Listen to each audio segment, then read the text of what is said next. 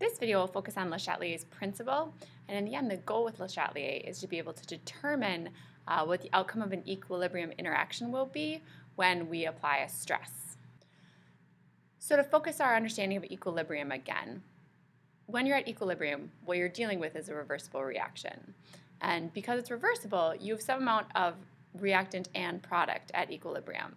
Okay, bonds are being broken and made, but you can't see it because the rate at which that's happening are equal. Now, the amounts of the two things are completely independent of the equilibrium situation. Okay? The amounts are really dependent on the initial rate when the reactions were happening, meaning you might have a lot of one of your substances and not a lot of the other, and that's totally fine. The idea behind Le Chatelier's principle is that if you have a system that's in equilibrium and apply a stress to it, the equilibrium actually changes. And what that means is it starts going again, the reaction starts going again in an actual noticeable, measurable way until you reestablish a new equilibrium. So what do we mean by stress?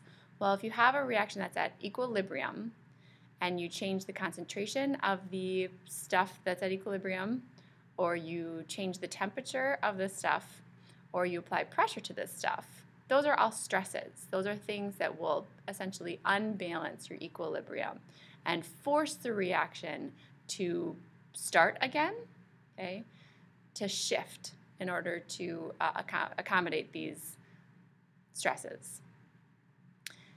Here's the easiest way to think of Le Chatelier, in my opinion. When you add a stress to an equilibrium, okay, when you do something to an equilibrium reaction, Le Chatelier's principle says your reaction wants to undo what you did. Okay? Le Chatelier's principle tells us the system will change to try to relieve the stress, and that to me means undo what you did. Okay? Somehow modify the reaction so that your stress is decreased.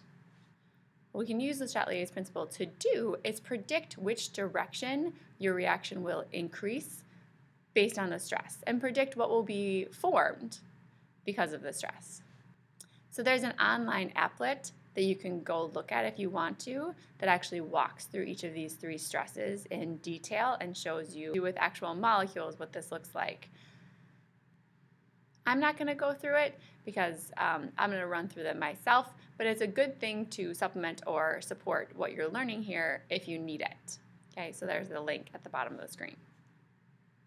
What we're going to do is run through each of the stresses and show you how, if you apply a stress, how Le Chatelier's principle essentially works. And in class, we'll actually do demonstrations to show this and predict what the outcome will be. So here's our first equilibrium interaction. Carbonic acid basically decomposes into carbon dioxide and water. Okay. So the first one we're going to deal with is concentration. Number one, I've set up this reaction specifically with different sized arrows in the middle to show you which direction is actually already favored. So when this reaction comes to equilibrium, you're producing more carbon dioxide and water than you are carbonic acid. It's because it has a larger arrow. Now, in this reaction, what would happen if after equilibrium is established, I add more carbon dioxide? Well, Le Chatelier's principle tells us this reaction wants to undo what you did. So if you added carbon dioxide, the reaction wants to shift so carbon dioxide goes away. Meaning, if you added carbon dioxide to this reaction, the reaction would shift toward the formation of carbonic acid, and you would increase the concentration of carbonic acid. If you removed carbon dioxide, essentially that would be the reverse situation. If you remove carbon dioxide, the system wants to undo what you did and shift toward making more of it to replace what you took away. Now, the shifts do not fully replace nor take away what you added, but it does shift until equilibrium is reestablished. Temperature. Well, if you think about temperature, every reaction is either exothermic or endothermic. Okay? And really, if you just think of heat as another variable, this particular stress is not too hard. Okay? So there's an example reaction right there, and if you see, this is an exothermic reaction. Heat is a product. Again, the products are favored. There's a larger arrow. And in this situation, if I added heat, the reaction wants to shift to undo what I did. So it essentially wants to shift to take away that heat. So it will shift toward the reactants, shifting away from the heat product to undo the excess heat. If I took heat out, it would shift toward favoring the products because it wants to produce more heat once you remove it.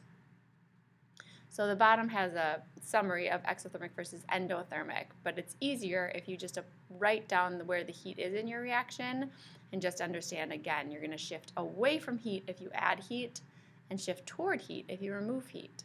Okay, Le Chatelier's principle tells us we want to undo what you did.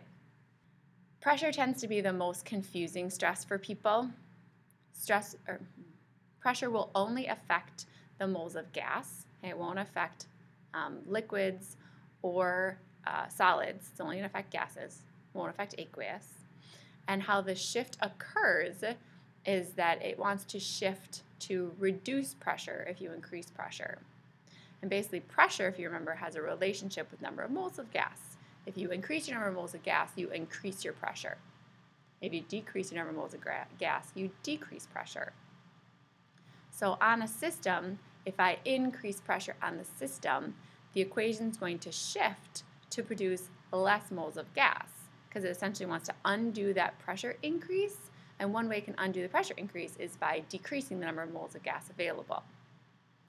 So if you look at this equation that's on the screen, on the left-hand side, the reactant side, you actually have 4 moles of gas, 3 moles of hydrogen, and 1 mole of nitrogen. On the product side, you have 2 moles of gas. So it's 4 to 2. So if I add pressure, it's going to shift toward the direction where you're producing less moles of gas, meaning shift toward the products. If I decrease my pressure, it's going to shift toward reactant in order to increase the number of moles and increase the pressure. So those are your 3 Le Chatelier concepts. There's no math behind Le Chatelier. It's just understanding if I add a stress, which direction am I going to go to try to relieve my stress? Okay, you always shift away from your increase and you shift toward your decrease. Shift away from your increase in order to reduce that increase and shift towards your decrease in order to increase what you decreased. That's it. Go do the form and have a nice night.